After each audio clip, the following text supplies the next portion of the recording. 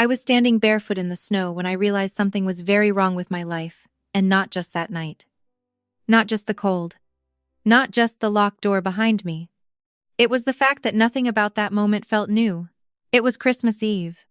There were about 30 people inside the house. You could hear them laughing through the walls. Glasses clinking. Music playing too loud for a quiet neighborhood. The kind of party my dad liked to throw when he wanted people to think everything in his life was perfect. I was on the porch. No shoes. Just socks already soaked through. The temperature had dropped below zero. And the wind made it worse. My hands were numb. My feet were past pain at that point. Which I learned later is not a good sign. I remember staring at the window, watching the reflection of the Christmas tree blinking red and gold, and trying to figure out how a simple question turned into this. All I asked was, "Did you forget my gift?" That was it. No yelling, no attitude, just a question. Inside, my dad grabbed my arm like I'd just insulted him in front of a crowd. He didn't argue. He didn't explain. He just walked me to the door, opened it, and pushed me outside like I was something that didn't belong in the house. "Come back when you learn some respect," he said. Then he locked it. I stood there for a second, waiting. I thought maybe he'd open it again. Maybe it was some kind of point he was trying to make. But the music picked back up almost immediately. Someone laughed. Plates clattered. Life inside that house kept moving like I didn't exist. And the truth is, that part wasn't new either. Because if I'm being honest, I had been standing outside that door for most of my life. Just not physically. You don't realize it when you're a kid. You don't wake up one day and think, "Hey, something's off here." You adjust. You explain things away. You tell yourself, this is just how your family works. I used to think my dad was strict. That's what I called it. Strict. It sounded better than the truth. But to understand how I ended up on that porch, you have to go back to when I was 9. Back to the day everything changed. Even though I didn't fully understand it at the time, the day we buried my mom, I remember the weather more than anything. Gray sky. No sun. No wind. Just cold in a quiet, heavy way. The kind that makes everything feel still. People kept coming up to me, saying things I didn't really hear. "She's in a better place. You're so strong. Your dad needs you now." I didn't feel strong. I felt confused. My mom had been there 1 week. Gone the next. No long goodbye. No explanation that made sense to a 9-year-old. What I do remember clearly is my grandmother, Eleanor Hayes. She was the only person who didn't talk at me like I was a project. She knelt down in front of me, held my face in both hands, and looked me straight in the eyes, like I was still a person. Not just a kid standing next to a casket. "You're going to be okay," she said quietly. "I will always find you." At the time, I didn't understand why she said it like that. Find me? I wasn't lost. At least, I didn't think I was. My dad was standing a few feet away. Not crying. Not talking. Just watching everything like he was already done with it. He didn't like my grandmother. I knew that much. They barely spoke during the service. After it was over, when people started leaving, she tried to talk to me again. She reached for my hand, and that's when my dad stepped in. "That's enough," he said. Calm voice. Not loud. He didn't need to be loud. "You should go." "She's my granddaughter," my grandmother said. "She's my daughter," he replied. "And she needs stability. Not this." I didn't know what this meant. I just knew the way he said it made everything go quiet. My grandmother looked at me one more time. Her lips moved like she wanted to say something else. But she didn't. She just nodded. Like she was making a decision I wasn't part of. Then she left. I watched her walk away, thinking I'd see her again soon. I didn't. Within a month, we moved. New house. New town. New routines. My dad said it was a fresh start. He said we didn't need anyone else. That it was just us now. I believed him. When you're 9, you don't question the only adult you have left. At first, it didn't feel wrong. It felt quiet, empty, but manageable. I went to school. I came home. My dad worked late. We didn't talk much, but I figured that was just how grief worked. Then, slowly, things started shifting. Small things first. Pictures of my mom disappeared from the house. Not all at once. Just fewer every week. The one in the hallway. Gone. The one on the bookshelf. Replaced. Eventually. It was like she had never lived there. I asked about my grandmother once. Is she coming to visit? My dad didn't even look up from his laptop. She's not part of our lives anymore. He said, why? She made things harder for your mom. He replied, we don't need that kind of influence. That was it. No further explanation. I nodded like it made sense. Because when you're a kid, you don't have anything to compare it to. You don't know what's normal. You just trust the person who's still there. And my dad was still there. So I adjusted. I stopped asking about my grandmother. I stopped asking about my mom. I learned what topics made things quiet in a bad way. And I avoided them. That's how it starts. Not with something big. Not with a moment you can point to and say, that's when everything went wrong. It starts with silence. With small adjustments. With choosing not to ask a question because you already know you won't like the answer. And before you realize it, your whole world gets smaller. By the time I turned 11, my dad brought someone new into the house. Lisa Carter. And her daughter, Madison. He said they were going to be a family. I remember standing there in the doorway, looking at the two of them, trying to figure out where I was supposed to fit in that sentence. Because nobody asked me. They just decided, and I said yes, without saying anything at all. Because by then, I had already learned something important. If I stayed quiet, things were easier. If I didn't question anything, I didn't get that look. The one that made the room feel cold even when it wasn't. So I smiled. I nodded. I made space.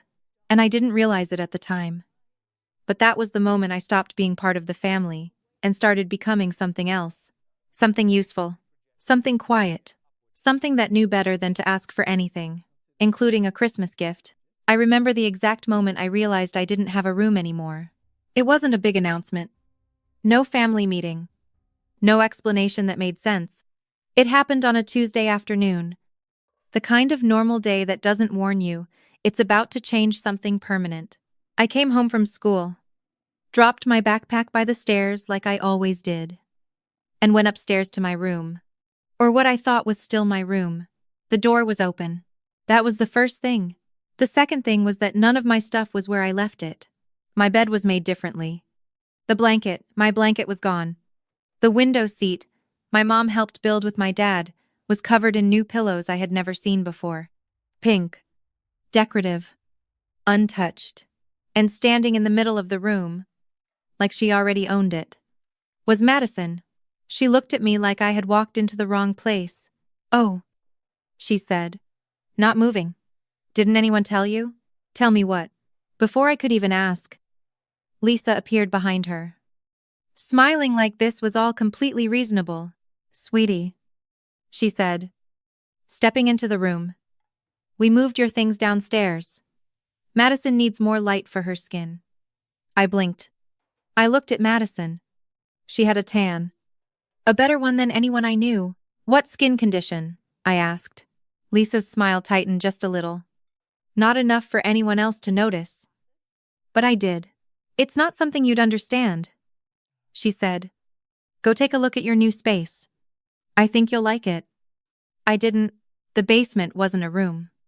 It was a space someone decided to call a room so they didn't have to feel bad about it. There was a cot. Not even a real bed. A lamp with a flicker in the bulb. And a water stain on the ceiling shaped like a handprint. Like someone had tried to push their way out and couldn't. My clothes were folded in a plastic bin. Not in a dresser. Not in a closet. Just placed there. Like I was temporary. I stood there for a minute, waiting for it to feel like a misunderstanding. Like someone would come down and say, hey, this is just for a few days. Nobody did. That night at dinner, I sat at the same table I'd always sat at, but everything felt slightly off. Madison took the chair to my dad's right. That used to be my seat. Nobody said anything about it. There was no, let's switch, or, you can sit here tonight. It just happened, like it had always been that way. I hesitated for half a second, then took the chair at the far end of the table. Nobody noticed. Or if they did, they didn't care. Lisa served dinner. Not me. Not yet. That would come later. For now, she was still playing the role of the perfect new addition. Smiling, asking questions, making everything feel warm on the surface. So, Madison has soccer practice twice a week, she said, placing a plate in front of my dad. We'll need to adjust schedules a bit. My dad nodded. Of course. No one asked what my schedule looked like. No one asked if anything conflicted. Madison talked about her friends, her school, her coach. My dad listened. Really listened. Leaned in. Asked follow-up questions. Laughed at things that weren't that funny. I watched him and tried to remember the last time he'd done that with me. I couldn't. Halfway through dinner, I said something. I don't even remember what it was. Probably about school. Something small. Nobody responded. Madison kept talking. Lisa nodded along. My dad reached for his drink. It wasn't that they ignored me on purpose. It was worse than that. They just didn't register me. After dinner, Lisa stood up and started clearing plates. She paused, looked at me, and smiled again. Chloe, honey, why don't you handle the kitchen tonight? I blinked. I thought, she didn't let me finish. You're so helpful, she said. Like it was a compliment. And Madison has homework. Madison didn't have homework. She was scrolling on her phone before she even left the table. I looked at my dad. He didn't look back. That was the moment something settled into place. Not loud. Not dramatic. Just clear. There was a new system now, and I wasn't in the same position anymore. Over the next few weeks, it became routine. Not announced, just repeated until it stuck. I woke up earlier than everyone else. I made breakfast. At first, I thought it was temporary, helping out, being part of the family. But then it wasn't optional anymore. If I didn't do it, Lisa would sigh in that soft, disappointed way that made everything feel heavier. If I have to do everything myself, that's fine, she'd say, not looking at me directly. I just thought we were a team. My dad would glance up. Just enough. Help out, he'd say. Not a request, a correction. So I helped. I made eggs, toast, coffee. I didn't drink. Madison would come downstairs last, grab a plate, and sit in my old seat like it had always been hers. Sometimes she'd say thanks. Most of the time, she didn't. At night, I cleaned the kitchen. Every night. Dishes, counters, trash. If I missed something, Lisa noticed. Not immediately. She'd wait. Then she'd point it out the next day. Casually. Like she was just observing. I guess we have different standards, she'd say. My dad would look at me. Pay attention, he'd add. And that was enough. The rules weren't written anywhere, but they were clear. Madison chose what we watched on TV. Madison chose where we sat when we went out, which wasn't often. Madison chose music in the car. I adjusted. You learn quickly what matters and what doesn't. And what didn't matter was my opinion. I tested it once. Just once. Can we watch something else tonight? I asked. Madison didn't even look away from the screen. Lisa tilted her head. Why would we change it? She asked gently. My dad cut in. Don't start, he said. That was it. Not angry. Not loud. Just final. So I didn't start. I stopped asking. That's how the hierarchy works. Not with rules you can argue against, but with patterns you learn not to question. Madison didn't have to earn anything. She was just placed above me. Lisa reinforced it. My dad allowed it. And I adapted. Because that's what you do when you don't have another option. You tell yourself it's temporary. You tell yourself if you're patient, things will balance out. You tell yourself families take time. But the truth was simpler than that. I had been replaced. Not officially. Not in a way anyone would say out loud. But in every way that actually mattered. My room. My seat. My voice. All gone. One small decision at a time. And the worst part? I helped it happen. Not because I wanted to, but because I thought staying quiet meant staying safe. So I smiled. I nodded. I made breakfast. I cleaned the kitchen. I took the basement. And I learned exactly how much space I was allowed to take up. Which, as it turned out, wasn't much at all. By the time I turned 12, I didn't need to be told what to do anymore. I just knew. I woke up before my alarm most mornings. Not because I was well rested, but because I didn't want to hear Lisa's footsteps coming down the stairs before I got to the kitchen. That was always worse. If she saw me still in bed, she wouldn't yell. She didn't need to. She'd just give me that look later. The one that made everything feel like I had already failed. So I got up early. I moved quietly. Opened cabinets slowly so they wouldn't creak. Set pans down gently so they wouldn't clang. I learned exactly how much noise was acceptable at 6 a.m. Eggs. Toast. Coffee for my dad. Ta for Lisa. Madison didn't drink anything consistent. So I just waited until she came down and asked. I didn't think about it much at first. It felt like helping. Like being useful. Like maybe this was how I stayed part of the family. But then it stopped being help and started being expected. One morning, I overslept. Just 20 minutes. I ran upstairs. Heart pounding. Already knowing I was late, Lisa was in the kitchen, leaning against the counter. Arms crossed. My dad sat at the table, scrolling through his phone. Madison was on the couch. Not even dressed yet. Lisa didn't say anything right away. She just looked at the empty stove. Then at me. I guess breakfast isn't happening today, she said, quiet and disappointed. I can make it now, I said quickly, moving toward the fridge. She sighed. Not loud. Just enough.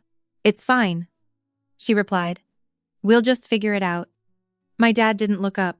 Be more responsible, he said. That was it. No one asked if I was okay. No one asked why I overslept. It didn't matter.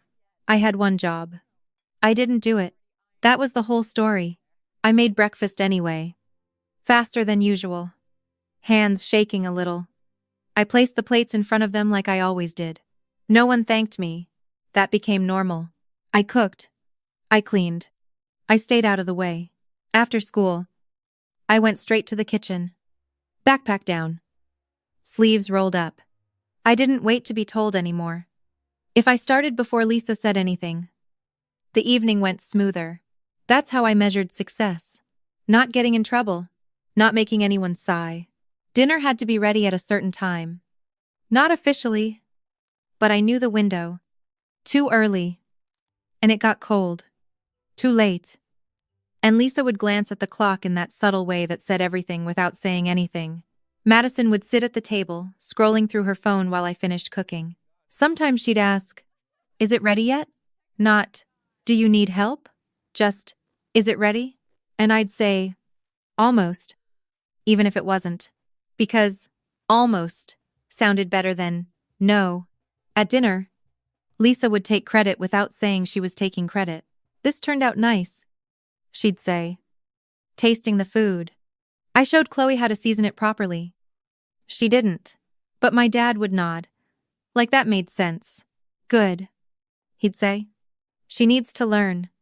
I'd sit there, Falkenhent, trying to decide if correcting her was worth it. It never was, because I had tried that once. Actually, I made it. I said, not even defensive, just stating a fact. Lisa's face changed instantly. Not angry. Hurt. "Oh," she said softly. "I didn't mean to take credit. I was just trying to help you." I froze. "That's not what It's okay," she cut in, voice shaking slightly. "I'm glad you're proud of yourself." My dad looked at me. "Don't be disrespectful. he said.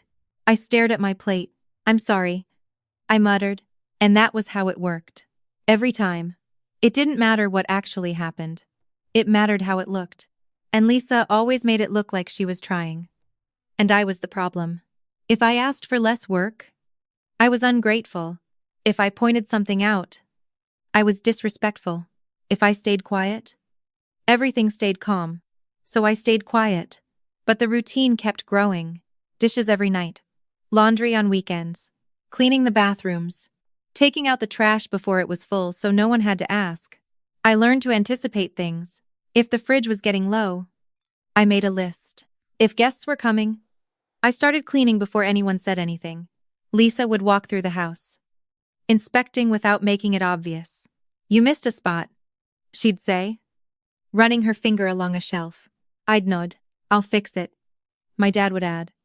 Pay attention to detail. I'd nod again. I will. That became my script. Short answers. No pushback. Fix it. Do better. Don't argue. Madison didn't have a script. She didn't need one. She lived in a different version of the same house. She came home, dropped her bag, and went to her room. If she made a mess, it stayed there until I picked it up. If she forgot something, someone else handled it. Once, I asked her directly, can you at least put your dishes in the sink? She looked at me like I had just said something confusing. Why? She asked. Because I just cleaned everything, I said. She shrugged. That's your thing. Not mine. I laughed a little. Not because it was funny. Because I didn't know what else to do. That night, I brought it up at dinner. Can Madison help out more? Lisa's fork paused mid-air. I didn't realize this was bothering you, she said gently. It's just there's a lot to do, I replied. My dad leaned back in his chair. Madison has responsibilities too, he said. Like what? I asked. Wrong question. Lisa set her fork down. She's dealing with a lot emotionally, she said. New school. New environment. I thought you'd be more understanding. I blinked. I am. You always make things about you, she added. Voice still calm. My dad shook his head. Apologize. There it was. Always the same ending. I looked at Madison. She didn't even look up. I'm sorry, I said, and just like that, the conversation ended. Not resolved. Just over. That's how you become invisible. Not all at once. Not because someone says, you don't matter, but because every time you speak, it turns into something you did wrong. So eventually, you stop speaking. You adjust. You predict. You perform.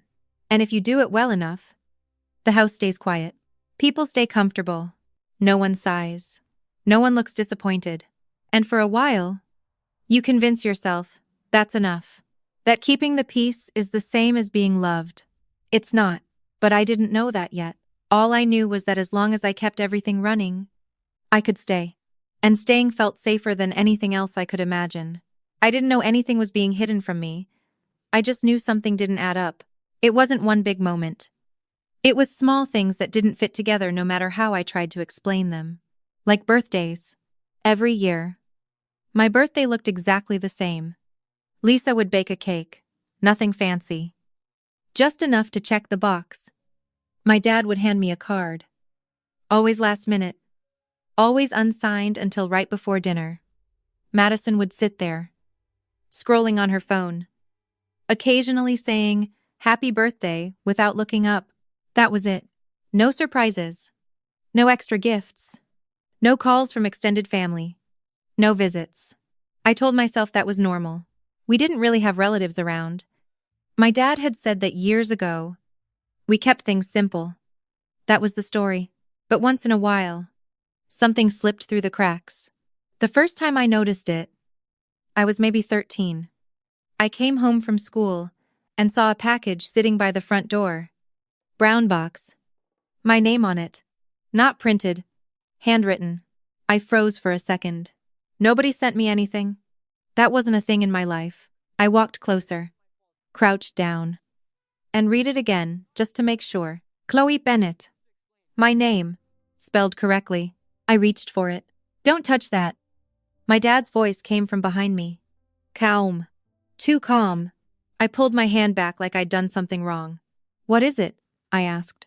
Nothing important, he said, walking past me and picking up the box. It has my name on it. It's a mistake, he replied, already turning toward his office. I stood there, watching him carry it away. He didn't open it, didn't even check inside, just disappeared down the hallway and closed the door. That should have been the end of it. And it was for him, but not for me. Because once you notice something like that, you can't unnotice it. After that, I started paying attention, not in an obvious way. I wasn't searching. I just noticed more. Packages showed up sometimes. Not often. Maybe a few times a year. Always similar. Brown boxes or padded envelopes. Always with my name handwritten on them. And every time, my dad handled them the same way. He'd pick them up before I could get close. He'd say it was nothing, and then they'd be gone. No discussion. No explanation. Just gone. I tried to make it make sense. Maybe it really was a mistake. Maybe someone had the wrong address. Maybe it wasn't even for me. But if that were true, why was my name always spelled right? Why did it keep happening? And why did it feel like something I wasn't supposed to question? I tested it once. Can I open it? I asked casually one afternoon when another envelope showed up. My dad didn't even look up. No. Why? Because I said so. That was it. Conversation closed. So I stopped asking. But the questions didn't stop. They just got quieter. And then, there were the holidays. Christmas. Especially. Madison always had a pile of gifts. Not excessive, but enough to feel like something was being celebrated. I had less, sometimes one or two things. Sometimes nothing. Lisa always had an explanation ready. You're older now, she'd say. You don't need as much. Or, we focused on practical things for you this year. Practical things usually meant things I already needed. Socks. School supplies. Stuff that didn't feel like a gift so much as a replacement for something I would have had to get anyway. I told myself that was fine, that it didn't matter, that gifts weren't important. But there was always this small moment, right before we started opening presents, where I'd look at the pile and try to count, try to figure out if there was something there for me. Most of the time, there wasn't, and nobody acknowledged it. That was the part that got to me, not the lack of gifts. The lack of acknowledgement. Like it wasn't even worth mentioning. Like it was normal. And maybe that's why I didn't question it out loud. Because if nobody else thought it was strange, maybe it wasn't. But it felt strange. There were other things too. Phone calls that stopped when I walked into the room. Conversations that shifted mid-sentence. Lisa lowering her voice just enough that I couldn't quite hear what she was saying. But enough that I knew it was about something I wasn't included in. Once. I walked past my dad's office and heard my name. Just my name. Nothing else. By the time I paused, the conversation had already changed. I stood there for a second, waiting to hear it again. I didn't. I kept walking, because that's what I had trained myself to do. Noter. Not push. Not make things uncomfortable, but the feeling didn't go away. That quiet sense that something wasn't right. That there was a version of my life happening just out of view. One I wasn't allowed to see. I didn't have proof. I didn't have a clear reason. Just patterns that didn't line up, moments that didn't make sense. And a growing awareness that every time I got close to something real, it disappeared. Like those packages. Like the way my dad shut down any question before it could turn into a conversation. Like the way Lisa always had an explanation ready before I even finished asking. It wasn't obvious. That's what made it work. Nothing big enough to call out. Just enough to keep me slightly off balance. Slightly unsure. And when you're unsure, you don't push. You hesitate. You second-guess yourself. You assume you're overthinking it. That's how it stays hidden. Not because it's impossible to see, but because it's just unclear enough that you convince yourself there's nothing there. And I did that.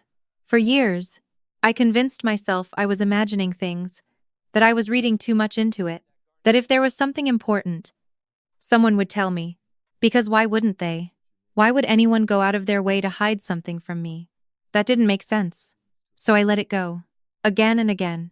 Until eventually, it just became part of the background. Something I felt but didn't follow. Something I noticed but didn't question. And the truth is, I think a part of me knew. Not the details. Not the full picture. But enough to understand one thing. If I ever looked too closely, I might not like what I found. So I stayed where I was. In the version of the story I had been given. The one where everything made just enough sense to keep me from asking the questions that actually mattered. I found the box by accident. It wasn't hidden well. That's the strange part. It was just placed somewhere no one expected me to look. Behind the water heater in the basement. Half covered by an old blanket. Like it had been pushed there and forgotten. I was down there grabbing an extra blanket because the heat barely reached that part of the house. It was late. Everyone else was upstairs. The kind of quiet that usually meant I could move around without being noticed. I pulled the blanket back and saw the edge of a cardboard box. Oh, Warren! The corners slightly crushed. I don't know why I stopped. I could have just taken what I needed and left, but something about it felt familiar. I crouched down and dragged it forward. There was writing on the side.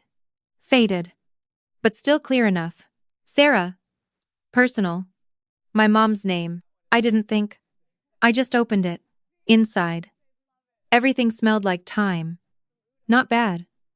Just old. Stored. Untouched.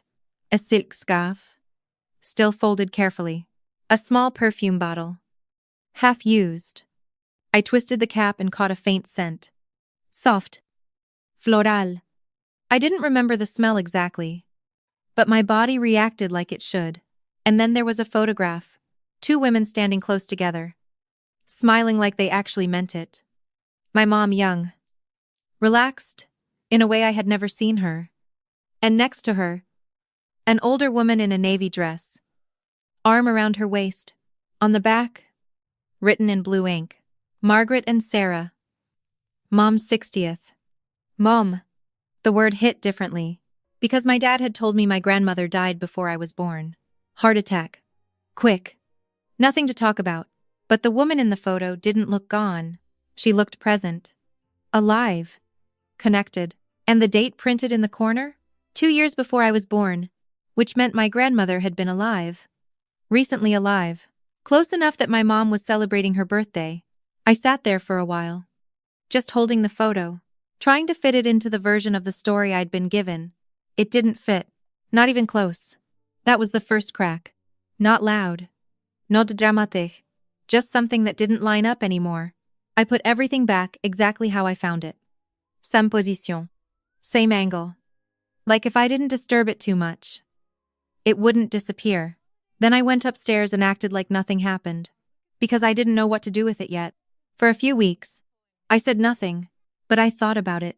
Every day. About the photo. The name. The lie. Because it had to be a lie. There wasn't a version of the truth where both things could exist at the same time.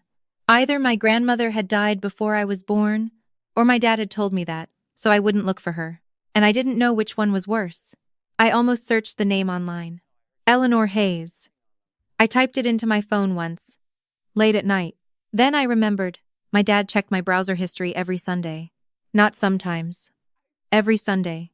I deleted it, closed the app, put my phone down, and stared at the ceiling. Because that told me something else. If there was nothing to hide, why check? I didn't go back to the box right away. I waited. Not because I wanted to, because I didn't trust that it would still be there. And I was right. About 5 months later, I went down to the basement again. Same spot. Same blanket. No box. I stood there for a second. Like maybe I just missed it. I didn't. It was gone. I went upstairs. Lisa was in the kitchen, arranging flowers like she had nowhere else to be. The box behind the water heater. I said, "Where is it?" She didn't look at me. "What box? The one with my mom's things?" "Oh," she said, like it just came to her. "That old stuff? I donated it." Just like that. Donated. "That wasn't yours," I said. Now she looked at me. Soft. Patient. "Sweetie." It was collecting dust. No one was using it. It was my mom's. And now it's helping someone else. She replied gently. That's a good thing. I stared at her, trying to understand how she could say that, like it made sense. Did you even ask? I said. Her expression shifted slightly. Not angry. Disappointed. I don't appreciate the tone, she said quietly. There it was. The shift. Not what happened. How I said something about it. I didn't respond. I just walked away. But I didn't let it go. That night, I opened my phone and searched locally. Not for my grandmother. For something else. Pearl necklace. I remembered it from the box. In the photo. Around my mom's neck. Simple. Classic. I scrolled. And then I saw it. Same necklace. Same clasp. Same slight curve in the chain. Liste Vertrauer. Seller name. B. Carter Home. Lisa's email handle. I didn't feel shocked. I felt clear. Like something finally clicked into place. This wasn't about donating anything. This was about taking, selling, erasing. I screenshot everything. Every angle. Every detail. Then the next morning, I found my dad in the garage. I showed him my phone. She's selling mom's things. He glanced at it. Brief. Detached. Then looked away. Lisa is my wife, he said. This is her house too. That was my mom's. Drop it. 2 words. Flat. Final. I stood there, waiting for something else. An explanation. A question. Anything. Nothing came. Just those 2 words. Drop it. And that's when it happened. Not outside. Not during some big argument. Right there. In the garage. Something shifted. I didn't feel angry. I didn't feel like yelling. I just understood. All those years. The silence. The adjustments. The way I kept things smooth so no one else had to feel uncomfortable. I had called it keeping the peace. Being patient. Being the easy one. But standing there. Holding my phone. Looking at a listing for my mom's necklace priced at less than a dinner out. I saw it clearly. I wasn't keeping the peace. I was keeping them comfortable. There's a difference. Peace is mutual. Comfort isn't. And I had been the only one paying for it. Every apology. Every time I stayed quiet. Every time I let something go because it wasn't worth it. It wasn't worth it to them. Because they didn't have to deal with anything. I did. I went back to the basement that night. Sat on the edge of the cot. Looked up at that same water stain on the ceiling. And for the first time, I didn't feel confused. I didn't feel like I needed to figure things out. I didn't feel like I was missing something. I knew exactly what was happening. I just didn't know what I was going to do about it yet. But one thing was clear. I wasn't going to keep doing what I'd been doing. Because that wasn't peace. That was me disappearing slowly while everyone else got comfortable with the space I left behind. I was standing in the kitchen, staring at a grocery list that wasn't really a list. It was a workload. 30 people? Lisa said, tapping the paper with a pen like she was finalizing a contract. We need a full spread. Ham. Sides. 2. Desserts. Appetizers. Drinks. It has to look right. She slid the paper across the counter toward me. Not toward my dad. Not toward Madison. Toward me. I glanced at it. It wasn't suggestions. It was instructions. When do you want this done? I asked. Christmas Eve. She said. Like that was obvious. Guests start arriving at 6. And who's helping? I asked. Even though I already knew the answer, Lisa smiled. Madison is handling guest coordination with me. She said. Outfits. Seating. All of that. Outfits. I nodded. Got it. My dad didn't look up from his phone. Make it nice. He added. We have people from the bank coming. Of course we did.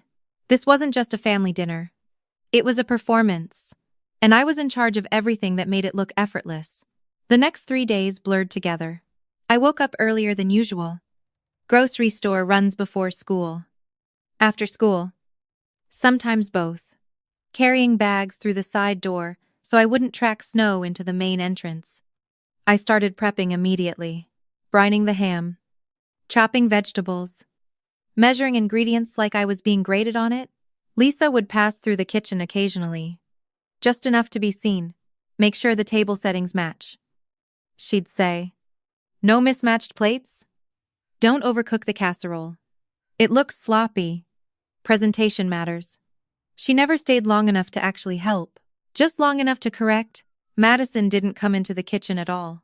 She was upstairs most of the time. I could hear music, laughter, phone calls. At one point, she came down, grabbed a drink, and leaned against the counter, watching me roll out pie dough. "That looks hard," she said. "It is?" I replied. She nodded. "Good luck with that," she added, then walked out. I went back to rolling. By the second night, my hands hurt, small cuts from knives, dry skin from washing dishes too many times. I wrapped one finger in a bandage and kept going. No one asked about it. No one noticed. That part didn't surprise me anymore. What did surprise me was how normal it all felt. Like this was just my role now. Not a daughter, not even a guest, something closer to staff. On the morning of December 23rd, I paused, not because I had time to, because I needed to. I was standing in the living room, looking at the Christmas tree. It was big, 9 feet, like Lisa wanted, covered in ornaments that matched perfectly.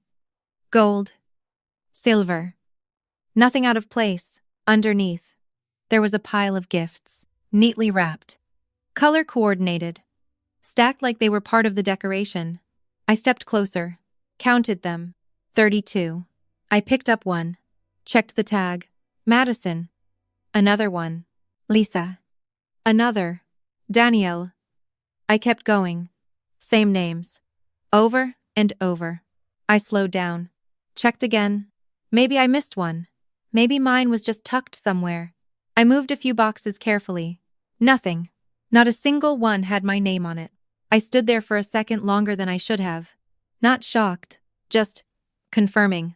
Then I set everything back exactly how it was. Because even touching them felt like I was doing something I wasn't supposed to. "Chloe?" Lisa's voice snapped me out of it. She was standing by the staircase, watching me. "Did you finish the pies?" she asked. "Almost." I said, "Good. Don't let them burn." I nodded and went back to the kitchen. I didn't bring it up. Not then. Not to anyone. Because what was I supposed to say? "Hey, I noticed I don't exist under the Christmas tree." That's not a conversation. That's a realization. And I wasn't ready to say it out loud yet. Later that afternoon, there was a knock at the side door. I wiped my hands on a towel and went to open it. Margaret Collins stood there, holding a plate of cookies wrapped in plastic. "Hey, sweetheart," she said, smiling. "Thought you might need these." She stepped inside, and her expression changed slightly when she looked around. "Not dramatique. Just observant." Her eyes moved from the counter to the stove to the stack of dishes waiting to be washed. "All this you?" she asked. I shrugged. "Family helps, family." I said it automatically, like I believed it. She didn't respond right away. Instead, she set the cookies down and leaned a little closer.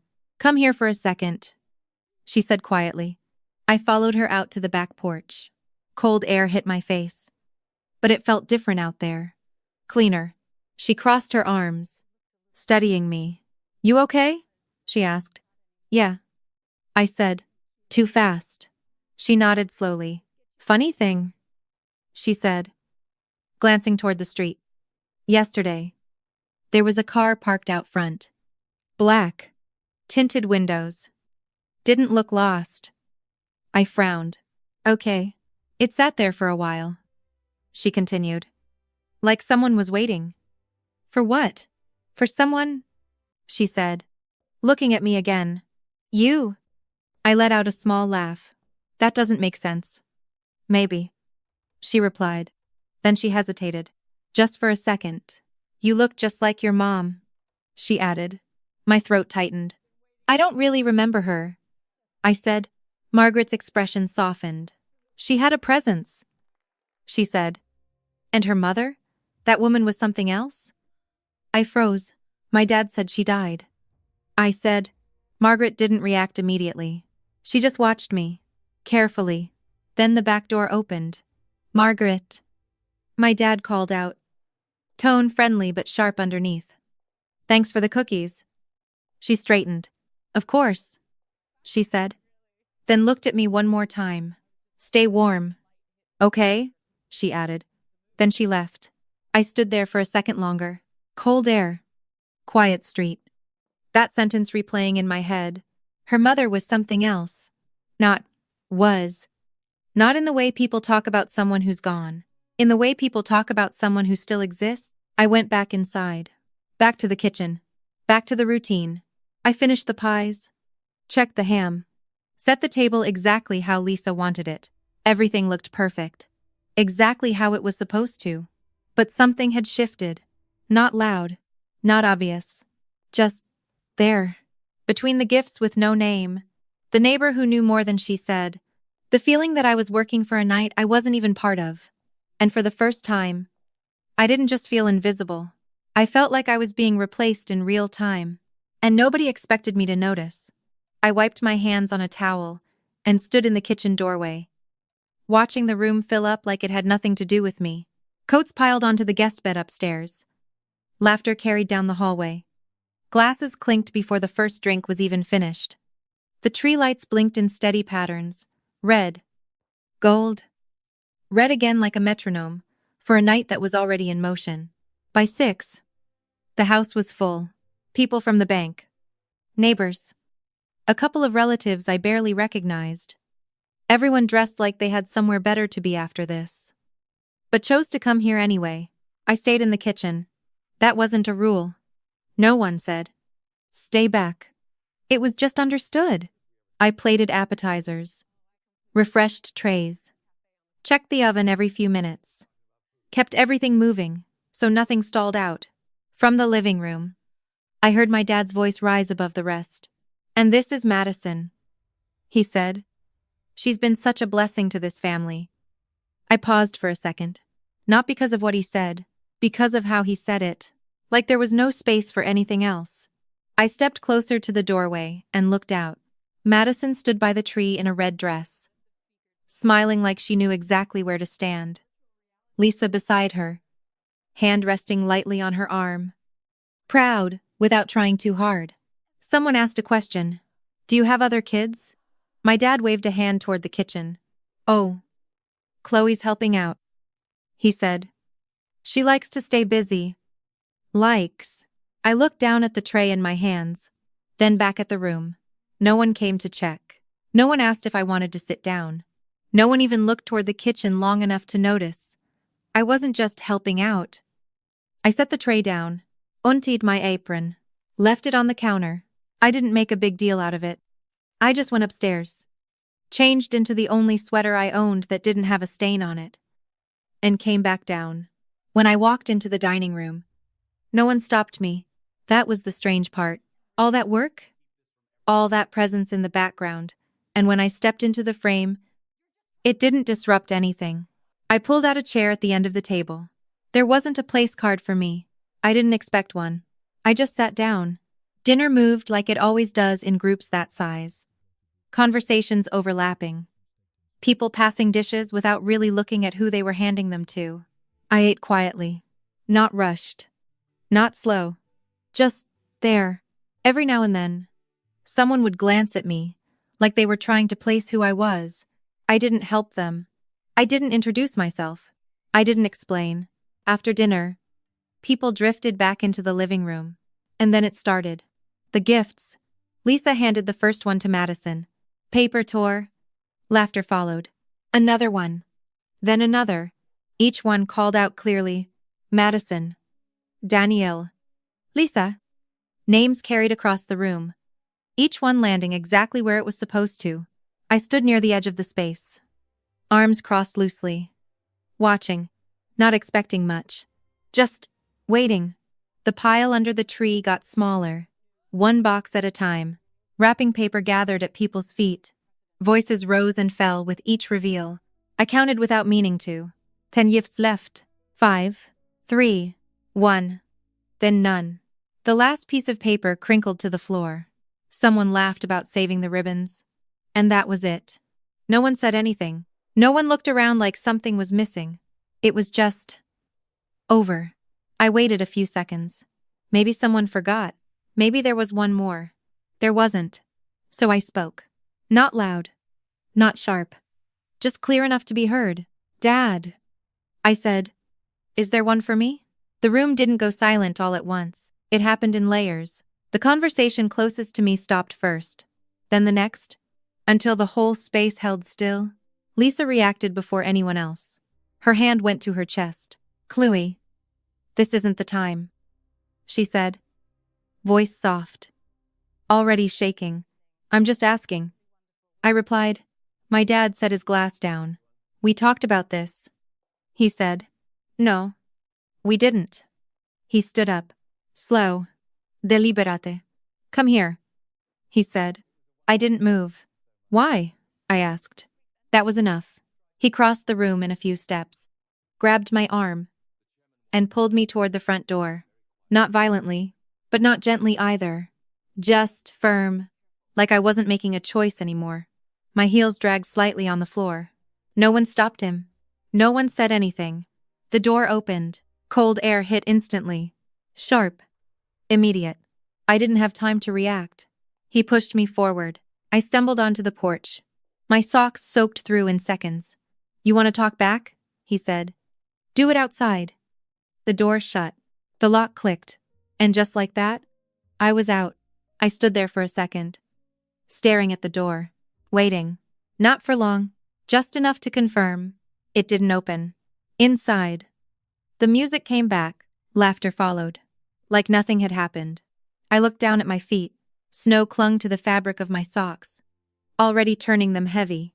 Cold moved fast. First sharp, then dull. I flexed my toes. They didn't respond the way they should. I wrapped my arms around myself. The sweater wasn't enough. Wind cut through it like it wasn't even there.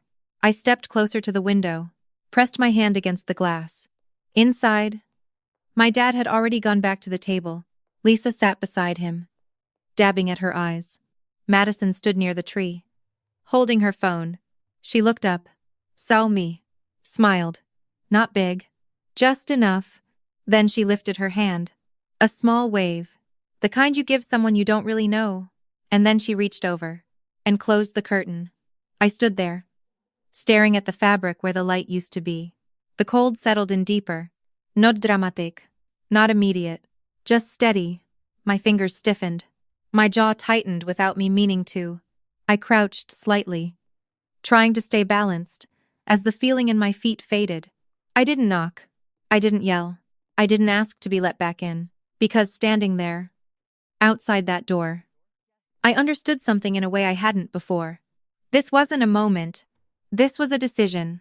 Not just his. Mine too. And for the first time, I didn't think about how to fix it.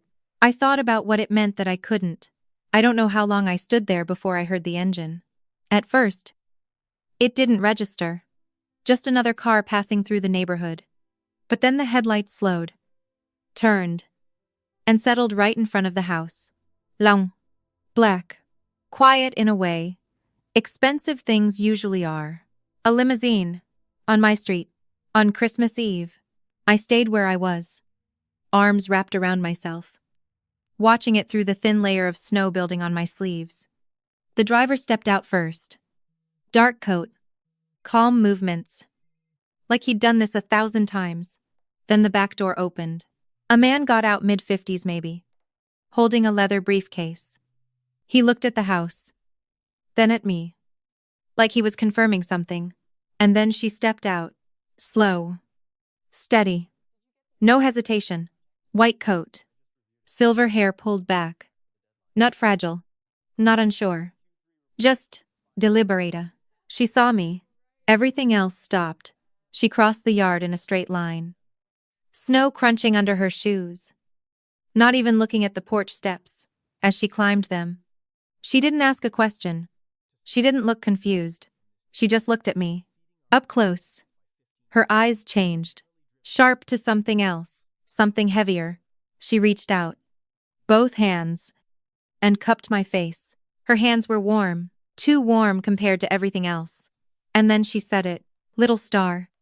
2 words. That's all it took. I didn't remember her. Not clearly. But something in me did. From the photo. From somewhere deeper than memory. You, I said. My voice barely working. I'm here, she said. I've been looking for you. She pulled her coat off and wrapped it around my shoulders without asking. It was heavy. Warm. It smelled faintly like something familiar I couldn't place. I didn't argue. I didn't question it. Because for the first time that night, I didn't feel cold. She turned toward the house. The man with the briefcase was already at the door. He knocked. Not loud, but not gentle either. Just enough to carry. Inside. Movement shifted. The door opened. My dad stood there. Mid-conversation. Glass still in his hand. He looked annoyed for half a second, then he saw her, and everything in his face changed. Eleanor, he said, not surprised, not confused, just caught. She didn't greet him. She didn't step back. She stepped forward. You locked my granddaughter outside, she said. Her voice wasn't loud. It didn't need to be. Every conversation behind him stopped. The room leaned in without meaning to. This is a misunderstanding, my dad said quickly. Recovering. On Christmas Eve, Eleanor continued, not letting him finish. In a house that does not belong to you. That landed. Hard. People inside shifted. Subtle. But noticeable. Shoulders straightening. Eyes moving from him to her and back again. Lisa stood up. Excuse me. Who? No one asked you. Eleanor said. Not even looking at her. That was enough to quiet the room completely. The man with the briefcase stepped inside. Calm. Professional. He moved straight to the dining table and set it down. Opened it. Pulled out a folder. Let's keep this simple, he said. My name is Andrew Cole. I represent Miss Da. Eleanor Hayes. He placed a document on the table. Flat. Centered. This property? Eleanor said, stepping into the doorway fully now. Was purchased by me 21 years ago. My dad shook his head immediately. That's not. It has always been in my name, she continued. Andrew opened the folder and slid the document forward. Deed records, he said. Filed and confirmed. No one touched it. No one needed to. The silence did the work. I've been paying for everything, my dad said, voice tightening. Utilities. Maintenance. That does not make you the owner, Andrew replied. Clean. Direct. No emotion. Just fact. Eleanor turned slightly. Just enough to look at the room. I allowed him to live here, she said. For my daughter? A pause. For Sarah. That name hit differently. People in the room recognized it. You could see it in their faces. Connections forming. And after she passed? Eleanor continued. I allowed it to continue for Chloe. She glanced back at me. Still standing on the porch. Still wrapped in her coat. But what I did not allow, she added, was for this house to be turned into a place where she is treated like she does not belong. Lisa took a step back. Madison didn't move at all. My dad tried again. You don't understand. I understand exactly what I saw, Eleanor said. Then she nodded to Andrew. He reached into the briefcase again, pulled out a thick bundle of envelopes, bound together with a simple rubber band. He set them on the table. They were all returned, he said. My dad didn't look at them. I did. Every envelope had the same handwriting. My name. Over and over. Each one sent certified. Andrew continued. Each one marked return to sender. The room shifted again, this time louder. Whispers. Small reactions. People leaning closer without realizing it. How many? Someone asked quietly. 144. Andrew said. 12 years. Birthdays. Christmases. Every year. I felt it hit all at once. Not as a shock. As confirmation. Eleanor stepped closer to me. Every letter I sent you, she said softly. Every gift. None of them reached you. I looked at my dad.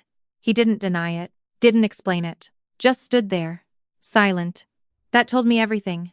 Lisa moved first. 2 steps back. then toward the stairs, like she was calculating distance. Options? Madison looked at her, confused. Mom? No answer.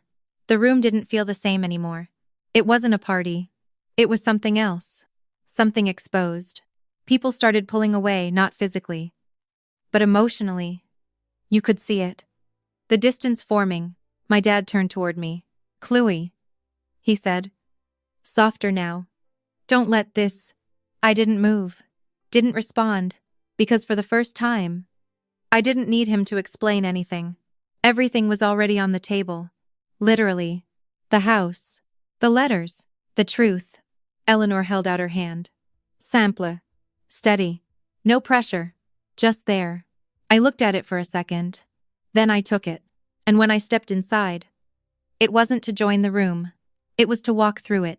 I didn't look back when we walked out. Not because I was trying to prove a point. Because there was nothing left in that room I needed to see again.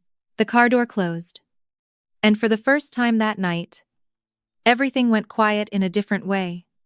Not the forced quiet of a room holding its breath, but the kind that settles when something is finally over. Eleanor sat beside me. She didn't ask questions. She didn't fill the space. She just reached over and held my hands between hers. Steady and warm. That was enough. The rest of it unfolded without me. Which, honestly, felt right. Because for years, everything that happened in that house required my participation, my silence, my effort, my adjustment. This moved forward whether I engaged with it or not. And it moved fast. By the next morning, the story had already started circulating. Not online. Not officially. Just through people. 30 guests meant 30 versions of what they saw. And none of those versions made my dad look good. By the time the weekend was over, everyone knew some version of it. That the house wasn't his. That he had been living there without owning it. That there was a lawyer. That there were documents. That there were letters. A lot of letters. People didn't need the full story. They just needed enough to start asking questions. And once that started, everything else followed. Lisa left first. No announcement. No argument. She packed 2 suitcases while my dad was at work and walked out with Madison like they were checking out of a hotel. No note. No explanation. Just gone. I heard that from Margaret. She didn't even try to stay. She told me later. That tells you everything. It did. Lisa didn't leave because of what happened that night. She left because of what it meant. Because the version of the life she had built depended on things staying exactly the way they were. And once that changed, there was nothing left to work with. Madison went with her. No hesitation. No goodbye. I didn't take it personally. She had always been on that side. Nothing about this was new to her. Then came the house. Eleanor didn't drag it out. She gave him a timeline. Clear. Direct. 3 weeks. Not a threat. Not emotional. Just a fact. Andrew handled everything else. Paperwork filed. Notices sent. Dates confirmed. My dad didn't fight it. There was nothing to fight. The documents were real. Always had been. He had just been the only one pretending they weren't. The hardest part for him wasn't losing the house. It was losing the image. At work, things shifted quickly. People didn't confront him. They didn't need to. Conversations got shorter. Meetings got quieter. The kind of silence that isn't about respect anymore. It's about distance. One of his colleagues, Gary, I think transferred his accounts within a week. No explanation. Just moved on. Others followed. Not all at once, but enough to be noticed. Enough to make a pattern. And patterns are hard to ignore. No one said, "We don't trust you." They just stopped acting like they did. That's worse. Because there's nothing to argue against. Nothing to fix. Just a slow shift you can't reverse. He called me 14 times that month. I didn't answer any of them. Not because I was angry. I wasn't. Anger would have meant I still expected something from him. I didn't. The calls weren't about me. They were about him. About needing something to go back to. About trying to close a gap that he didn't understand he had created. The messages got shorter over time. Call me. We need to talk. I'm sorry. That last one came in a letter. Delivered through Andrew. Not even directly. 4 words. I'm sorry. Chloe. No explanation. No acknowledgement of anything specific. Just, sorry. I read it once, folded it, set it down, and didn't respond. Because I understood something by then. An apology doesn't automatically reopen a door. Sometimes it just confirms that it needed to be closed. The move-out date came and went. He left the house. No scene. No confrontation. Just gone. I didn't go back to see it. I didn't need to. That place had already stopped being mine long before that night. The difference was, now it wasn't his either. And that mattered. Not in a revenge way. Not in a, he got what he deserved kind of way. Just in a balanced way. Things were finally aligned with what they actually were. No more pretending. No more roles. Just reality. Eleanor handled everything quietly. No announcements. No dragging it through anything public. She didn't need to. The truth had already done the work. I stayed with her. Not as a temporary solution. Not as a fallback. As a choice. And for the first time in a long time, things didn't feel like they depended on me keeping them stable. They just were. No expectations attached. No constant adjustments. No silent agreements I didn't sign up for. Just space. Actual space. The kind you don't have to earn. The calls stopped eventually. Not all at once. Just fewer and fewer. Until there were none. And when that happened, I didn't feel relief. I didn't feel closure. I just felt a steady. Like something had settled into place. Not fixed. Not perfect. Just clear. And that was enough. The first night I stayed at Eleanor's house, I didn't sleep. Not because I was uncomfortable. Because I didn't know how to be. The room was upstairs. Real bed. Clean sheets. A window that actually let in sunlight instead of that dim basement glow I got used to. I lay there staring at the ceiling.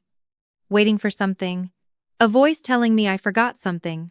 Footsteps coming down the hall. A reason to get up and fix something. Nothing came. Just quiet. The kind that doesn't demand anything from you. That was new. On the third morning, Eleanor placed a box on the kitchen table. Same size as the one I found in the basement. But this one was sealed properly. Handled carefully. "These are yours," she said. She didn't open it. She didn't explain. She just sat down across from me like she already knew what it meant. I pulled the lid off. Inside were envelopes. Stacked. Organized. Labeled by year. My name on every single one. Same handwriting. The same one I had seen on those packages by the door years ago. I picked up the first one. Dated 12 years back. My 10th birthday. I opened it slowly. "Dear Chloe." It started, "I don't know if this will reach you, but I want you to know that someone celebrated you today." I stopped reading for a second. Not because I didn't understand it, because I did. I kept going. I baked a cake. Vanilla. "Your mom said that was your favorite. I made a wish for you. That you're safe. That you're warm. That you know you are loved." I read it again. Then I opened the next one. And the next. Christmas letters. Birthday cards. Short notes written from different places. Same tone every time. Not dramatic. Not trying too hard. Just consistent. Present. Every year. I sat there for hours. Didn't rush. Didn't skip. I read all 144. Eleanor didn't interrupt. Didn't explain anything. She just stayed there. That mattered more than anything she could have said. Because for 12 years, I had been told something without anyone actually saying it out loud. That I wasn't worth showing up for. And now I had proof that someone had been trying the entire time. That changes something. Not instantly. Not like a switch. But enough. Enough to stop questioning your own value. Enough to stop rewriting the story in your head to make other people look better. By the time I finished, my hands were steady. Not shaking. Not numb. Just steady. That was new too. The rest of my life started building from there. Not all at once. Just one decision at a time. I finished school. Not because someone pushed me. Because I could. I took the same bus every morning. Longer commute. Earlier start. But I didn't mind. No one was waiting to criticize how I did it. No one was checking if I deserved it. I graduated quietly. No big party. No performance. Just Eleanor in the second row. Clapping. like it was the only thing that mattered. Margaret came too. She brought cookies again. That part didn't change. After that, I got a job at a hospital about 30 minutes away. Registered nurse. Long shifts. Real work. The kind where people don't care about who you are at dinner tables. They care about whether you show up when things go wrong. I was good at that. Not because I was trained to, because I knew what it felt like when no one came. I moved into a small apartment. Nothing special. But it was mine. No one checked what I was doing. No one assigned me a role. No one needed me to earn my place. I already had one. That took some getting used to. The calls from my dad stopped. Not dramatically. Just less often. Until they didn't come at all. I wrote him one letter. Short, clear. I hope you're okay. But I need space. Don't contact me unless I reach out. That was it. No anger. No explanation. Just a boundary. And for the first time in my life, I didn't feel guilty setting it. Because I understood something I didn't before. Access to me wasn't automatic. It wasn't something people got just because they were related to me. It was something they kept by how they treated me. That was new. And it stuck. Christmas came around again. Different house. Different pace. No list. No pressure. Just Eleanor and me. Small tree. 2 mugs of hot chocolate. Snow outside the window. I stood there for a second. Looking out at it. Same kind of snow. Same kind of cold. But I wasn't outside this time. I was inside. That difference mattered more than anything else. Under the tree. There were 2 gifts. One for her. One for me. I picked mine up. Opened it carefully. Inside was a pearl necklace. Simple. Familiar. There was a small locket attached. I opened it. Inside was a photo. My mom. Same one from the box. But smaller. Preserved. How did you? I started. The original is gone. Eleanor said. But the memory isn't. I nodded. That made sense. Because that's what all of this came down to. Not what was taken. What stayed. I put the necklace on. It felt cold at first. Then it warmed up. I sat down. Took a sip of the hot chocolate. Looked around. No one performing. No one pretending. No one being left out. Just calm. And that's when the lesson really settled in. Not in a big speech. Not in some dramatic realization. Just a clear understanding. For years, I thought keeping quiet was the same as keeping peace. It's not. Keeping peace requires both sides. What I was doing was making things easier for people who were comfortable without me. That's not peace. That's disappearing. And once you see that, you can't unsee it. You stop negotiating your own value. You stop waiting for permission to exist in your own life. You stop standing outside doors that were never meant to open for you. Sometimes, the only real option is to walk away. Not to punish anyone. Not to prove anything. Just to choose yourself. And if you're listening to this right now, and something about this feels familiar, if you've been the one adjusting, staying quiet, making things work while everyone else stays comfortable, just know this. You don't need permission to take up space. You don't need approval to set boundaries. And you definitely don't need to stay somewhere that treats you like you don't belong. Some doors don't open. That doesn't mean you keep knocking. It means you find a different way in. Or you build something better on your own. I did. And for the first time in a long time, I'm not cold anymore.